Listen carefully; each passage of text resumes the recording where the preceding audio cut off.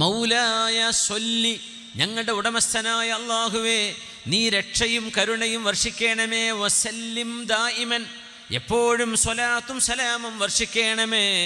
അലാ ഹബീബിക, നിന്റെ ഹബീബായ നബിയുടെ മേൽ. ഖൈറിൽ ഖൽഖി കുല്ലിഹിമി, എല്ലാവരെക്കാളും ഉത്തമരായ ഹബീബിൻ്റെ മേൽ അല്ലാഹുവേ നിന്റെ സ്വലാത്തും സലാമും ഞങ്ങളുടെ മൗലയായ റബ്ബേ നീ വർഷിക്കണമേ.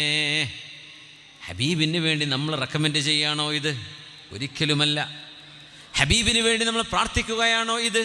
അല്ല. ഹബീബിന് വേണ്ടി പ്രാർത്ഥിക്കാൻ മാത്രം, ഹബീബിന് വേണ്ടി റബ്ബിനോട് റെക്കമെൻഡ് ചെയ്യാൻ മാത്രം നമ്മൾ ആരാണ്? ഈ സ്വലാത്ത് പോലും മുസ്ലിമായ മുഅ്മിനായ ആണും പെണ്ണും മുത്തുനബിയോട് തിരിച്ചു കൊടുക്കേണ്ട കടപ്പാടിൻ്റെ ഒരു ചെറിയൊരു അംശം മാത്രമാണ്. അവിടുന്ന് നമുക്ക് നൽകിയതിന് തിരിച്ചു കൊടുക്കാൻ എന്താണ് കയ്യിലുള്ളത്?